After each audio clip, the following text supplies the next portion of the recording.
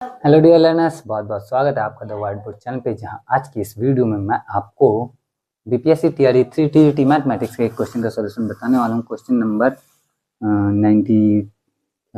94 आपको यहाँ पे दिखाई देगा। मैं पढ़ के बताता हूँ।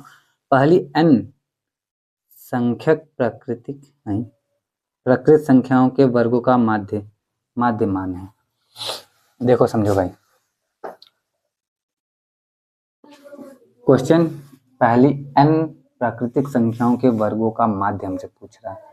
अब इस तरह के क्वेश्चन में थोड़ा सा ऐसा चीज रहता है ना कि ये आपसे कभी भी पूछा जा सकता है कि प्रथम n प्राकृतिक संख्याओं का माध्य बता दीजिए, प्रथम n प्राकृतिक संख्याओं के वर्गों का माध्य बता दीजिए, या फिर प्रथम n प्राकृतिक संख्याओं के घनों का भी माध्य पूछा जा सकता है। कुछ भी पूछा जा सकता है। हम एक काम करते हैं, इस क्वेश्चन को समझते समझते तीनों समझ लेते हैं। पहला, प्राकृतिक संख्याओं डॉट डॉट डॉट n पदों तक इनका जो योगफल होता है, अगर हमें ये पता चल जाए, जो कि हमें पता ही है, n इंटू n+1/2 ये होता है इसका योगफल। प्राकृतिक संख्याओं के वर्गों का जो योगफल होता है वो भी अगर हमें पता चल जाए तब तो और मजा है। तो वो क्या होता है, n प्राकृतिक संख्याओं के वर्गों का जो योगफल होता है वो होता है हमारा n इंटू n+1 और 2n+1/6। ये होता है प्राकृतिक संख्याओं के वर्गों का योगफल। और तीसरा है हमारा प्राकृतिक संख्याओं के घनों का योगफल। तो ये घन है हमारे, और ये कहाँ तक है, ये भी n पदों तक है। इनका क्या फॉर्मूला होता है, इनका जो फॉर्मूला होता है वो होता है n इंटू n+1/2। इसके जैसा ही होता है, बस ये पूरे का स्क्वायर होता है। तो ये है प्राकृतिक संख्याओं का योगफल, n प्राकृतिक संख्याओं का योगफल, n प्राकृतिक संख्याओं के वर्गों का योगफल और n प्राकृतिक संख्याओं के घनों का योगफल। अब ये सही है, ये गलत है, इसकी भी जांच कर ही लेते हैं। इसी वीडियो में जांच कर लेते हैं।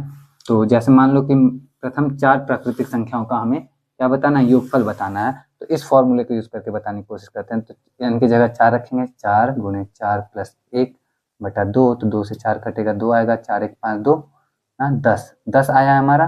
क्या प्रथम 4 प्राकृतिक संख्याओं को जोड़ने पे 10 आता है हमारा। 4 3 7 2 9 1 10। तो जी हाँ, बिल्कुल ये फॉर्मूला काम कर रहा है, हम इसके ऊपर भरोसा कर सकते हैं। बढ़ते हैं आगे अगले फॉर्मूले की तरफ। अब यहाँ पे देखो, वर्गों के योगफल की बात हो रही है।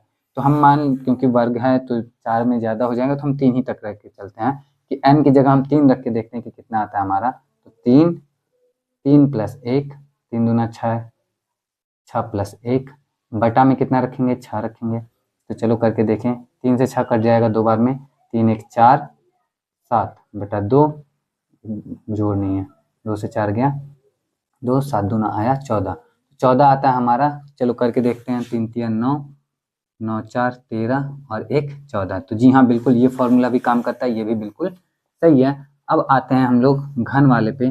घन वाले में भी देख लेते हैं क्या ये काम करता है। तो 3 तक ही करके देखते हैं। 3 गुणा 4/2, 2 से कटा, 3 दूना 6, 6 का स्क्वायर हो गया 36। 6 का स्क्वायर क्या हो गया 36, पूरे का स्क्वायर है ना। तो 36 आता है कि नहीं आता तो चेक कर लेते हैं। तो 3 का क्यूब होता है हमारा 27, 2 का क्यूब होता है हमारा 8, और 1 का क्यूब होता है हमारा 1। तो 8 1 9, 27 9 36। तो जी हाँ, बिल्कुल ये फॉर्मूला भी बिल्कुल सही है। तो तीनों फॉर्मूला हमारा सही है। इस फॉर्मूले को आप याद रखोगे तो आपकी काफी ज्यादा हेल्प हो जाएगी। अब समझना है n प्राकृतिक संख्याओं का योगफल ये है। अब n प्राकृतिक संख्याओं का माध्य क्या होगा, तो समझना है योग माध्य क्या फॉर्मूला होता है, कुल संख्याओं का योग बटे संख्याओं की, मतलब सभी संभव परिणामों का योग बटे उनकी संख्या। तो n संख्याओं का योग ये इतना है, इनकी संख्या कितनी n है तो n से इसमें भाग दे देंगे। ये हो गया हमारा n प्राकृतिक संख्याओं के, प्रथम n प्राकृतिक संख्याओं के वो माध्य। इसमें भी अगर n से भाग दे देंगे तो ये n से n कटेगा और हमें मिलेगा प्रथम n प्राकृतिक संख्याओं के वर्गों का माध्य। और इसमें भी हम n से भाग दे देंगे तो हमारा ये, क्योंकि n से भाग दे रहे हैं तो ये n हमारा कट के बाहर आ जाएगा और हमें ये मिलेगा कि प्रथम n प्राकृतिक संख्याओं के घनों का माध्य। अब हमसे पूछा गया प्रथम n प्राकृतिक संख्याओं के वर्गों का माध्य, तो जो कि ये हमारा वर्ग यही है, इनका माध्य जो ये देखो, ये इसके बटा में n लगा देंगे, है ना। तो n लगा तब ये सही है हमारा। तो ये हमारा देख लें कौन से ऑप्शन में है, वही ऑप्शन करेक्ट आंसर होगा। ये ऑप्शन देखो तो आपको मिलेगा ऑप्शन सी। आप देखो n+1 2n+1 by 6, option C हमारा करेक्ट आंसर, ऑप्शन सी पे हम करेंगे टिक। क्वेश्चन हो गया खत्म। आई होप कि आपको अच्छे से समझ में आया होगा। अगर समझ में आया है, वीडियो अच्छा लगा तो वीडियो को लाइक जरूर कर देना, कमेंट करके जरूर बताना वीडियो आपके लिए हेल्पफुल रही है या नहीं रही है, या और भी कोई अगर आपका ओपिनियन है तो आप बता सकते हो। आज की वीडियो के लिए इतना ही है, मैं मिलूंगा आपसे नेक्स्ट वीडियो में। टिल देन अपना ख्याल रखना, अच्छे से पढ़ाई करते रहना। जय हिंद।